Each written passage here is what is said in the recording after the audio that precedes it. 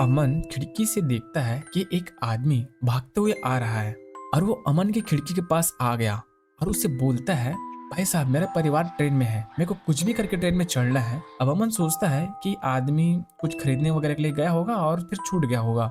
अब ऐसे में अमन तुरंत ट्रेन के दरवाजे के पास जाता है उसको हाथ देख के चढ़ाने के लिए। पर जैसे ही वो बोगी के दरवाजे के पास पहुंचा तो वहां से वो आदमी गायब हो गया था। मतलब वो आदमी वहां पे था ही नहीं। अब अमन सोचता है कि हो सकता है वो आदमी पीछे वाले बोगी में चढ़ गया होगा। तो ऐसा सोच के वो वापस आने के लिए मतलब घूमता है ऐसे।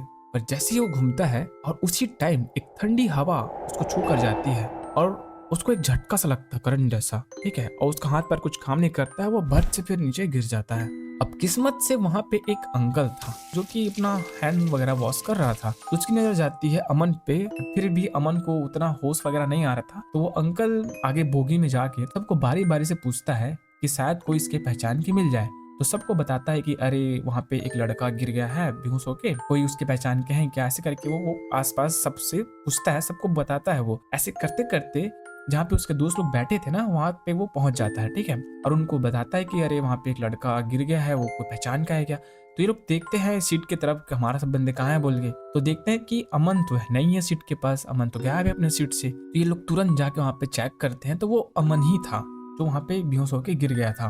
तो ये लोग पानी वगैरह मारते हैं और जैसे तैसे उसको उठा के अपने सीट में लेकर आते हैं, ठीक है। फिर अमन को जब थोड़ा अच्छा फील होता है तो वो अपने दोस्तों को बताता है कि वो एक आदमी की मदद करने गया था और जब वो वापस आ रहा था तो उसको एक झटका सा लगा एकदम करंट जैसा और वो वहां पे गिर गया।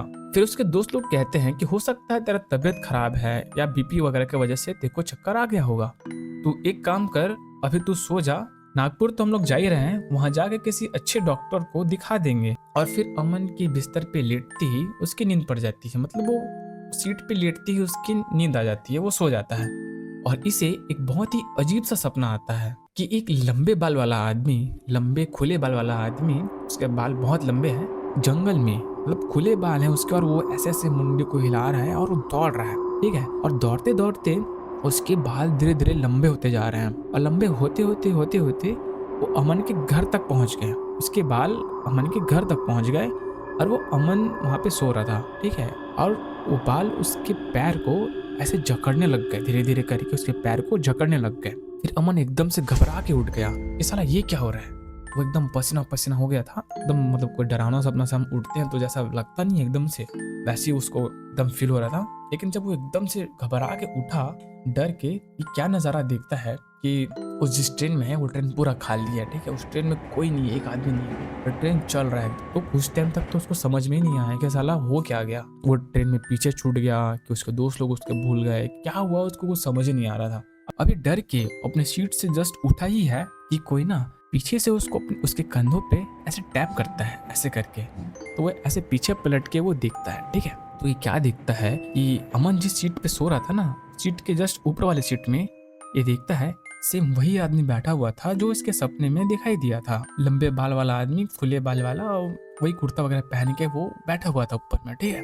अब जो वो आदमी था, मतलब जिस तरह के उसने कपड़े वगैरह पहने हुए थे, वो सेम वही आदमी था जो बिलासपुर स्टेशन में अमन से मदद नहीं मांग रहा था खिड़की के पास आके, परिवार वगैरह ट्रेन में छूट गई है, जिसके लिए ये दरवाजे के पास मदद करने के लिए गया था, ये वही आदमी था। अब अमन एकदम से सोच रहा है कि साला ऐसा कैसे हो सकता है, जो आदमी मेरे को सपने में दिखाई दिया वो मेरे सामने कैसे आ सकता है। अब जो वो आदमी था जो ऊपर वाले सीट में बैठा था, वो अमन को देख के एक अजीब तरीके से स्माइल कर रहा था, वो अजीब तरीके से मुस्कुरा रहा था और उसके बाल धीरे धीरे लंबे होने लगे जैसे उसके सपने में हो रहे थे, सेम टू सेम। और ये सब देख के इसको ऐसा डर लगा, वो ट्रेन के दरवाजे की तरफ भागता है और दरवाजे से जस्ट बाहर कूदने ही वाला था कि फटाक से कोई इसे पीछे से खींचता है और जो ये गिरा पीछे की तरफ। फिर अमन एकदम अपने होश में आ जाता है। फिर वो देखता है सब तरफ तो सब नॉर्मल हो चुका है, सब कुछ नॉर्मल है सेम। और जिसने इसे पीछे खींचा वो कोई और नहीं, इसका एक दोस्त दीपक है। दीपक बोला अमन को, तू पागल है क्या, तू कूदने क्यों जा रहा था, तो दिमाग विमाग खराब है क्या, ऐसे वो एकदम गुस्से में उसको बोला। अच्छा हुआ कि मेरी सही समय पे नींद खुल गई वॉशरूम की वजह से, मैंने देखा तो ऊपर की सीट की तरफ देख रहा है और कांप रहा है ऐसे ऐसे करके। और फिर अचानक बोगी के दरवाजे की तरफ देखता है जो अभी हवा की वजह से खुला था, और तो भागते हुए उसकी तरफ गया और तो दरवाजे की तरफ भागने लगा। अच्छा हुआ कि मैं तेरे पीछे पीछे आ गया, क्या करने जा रहा था तू, तेरा दिमाग सही है? ऐसा वो अमन को ऐसे डांटता है, ठीक है। दीपक अमन को ऐसे शांत करता है, फिर बोलता है कि चल तेरा मुंह धुलाता हूँ, ऐसे बोल के, क्योंकि वो अभी भी बेहोशी की हालत में था। तो जहाँ पे वो हाथ वगैरह धोते नहीं ट्रेन में, वॉशरूम के पास, वहाँ पे लेके जाता है, वहाँ पे हाथ वगैरह मुंह धुलाने के लिए। फिर दीपक उसको एक हाथ में पकड़ा हुआ था ऐसे करके, और दूसरे हाथ से उसको उसका मुंह को धुला रहा था, ठीक है।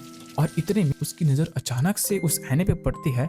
वो देखता है कि पीछे एक आदमी खड़ा हुआ है, ठीक है, कि दाढ़ी मुझ कुछ नहीं है, बस उसके लंबे खुले बाल हैं। और इन दोनों को देख के वो हंस रहा है, बहुत ही अजीब और डरावनी तरीके से इनको देख के वो हंस रहा था। तुरंत पीछे पलट के देखता है कि कौन है, ऐसी देख के उनको हंस रहा है, बट पीछे तो कोई नहीं है। फिर ये वापस आने पे देखता है, उसमें तो ये दिखाई दे रहा है आदमी। फिर पीछे देखता है, पीछे कोई नहीं है। तो फिर ये समझ जाता है भाई ये कोई भूत बात है। फिर अमन दीपक को कहता है कि भाग यहाँ से जल्दी, और दोनों भागते भागते सामने वाले एसी कोच में घुस जाते हैं। अब वहाँ पे जाते हैं तो वहाँ पे कुछ लोग जग रहे थे, तो ये लोग वहीं उनके बीच में जाके बैठ जाते हैं, और पूरी रात वो उसी कोच में बैठे रहे। और जब सुबह हुई और जब नागपुर आने वाला था या नागपुर आया, तो उसके दोस्त लोग उठते हैं और देखते हैं कि कहाँ है ये दोनों। कॉल वॉल करते हैं तो पता चलता है ये लोग तो इसी कोच में बैठे हैं। फिर लोग बताते हैं कि तुम लोग सामान वगैरह लेके उतरो। दीपक बोलता है कि तुम लोग आओ हमारे पास, मैं पूरी बात समझाता हूँ। फिर लोग वो नागपुर स्टेशन में उतर जाते हैं। फिर लोग मिल के ऐसे डिस्कस करते हैं कि क्या हुआ था, कि रात में तो ऐसे ऐसे एक्सपीरियंस हुआ है हमारे साथ। और अमन भी बताता है कि उसको भी दिखा सेम चीजें। अब ये तो कंफर्म था कि पक्का कोई भूत बात था जो अमन के साथ आया था ट्रेन में, वजह कर लिया था, जिसकी वजह से वो ट्रेन में आ गया था, और शायद इसी वजह से दीपक को भी वो दिखाई दे रहा था। अब बाकी दो सुन के बोले कि यार इतना कुछ हो गया, तुम लोग हम लोग को उठाए नहीं। तो भाई जब ये सब चीजें हो तो इंसान की फटेगी ना, वो खुद की जान बचाएगा, वो भगेगा, वो थोड़ी उठाने जाएगा, राइट। खैर उनमें से एक दोस्त बोलता है नागपुर में एक प्रसिद्ध दरगाह है, उसके पास चलते हैं। और फिर सब उस दरगाह के पास चले जाते हैं, ठीक है, और वहां जाके दर्शन करते हैं। तब जाके इनको थोड़ा सा सही फील होता है। अब इसके बाद ये लोग अमन को डॉक्टर को भी दिखा देते हैं, उससे मेडिसिन वगैरह लेते हैं। फिर अपना जो भी काम वगैरह था, ट्रिप था, वो सब निपटा के वापस बिलासपुर आ जाते हैं। और उस दिन के बाद से ये कसम खा लेते हैं कि चाहे कुछ भी हो जाए, ये रात का सफर नहीं करेंगे।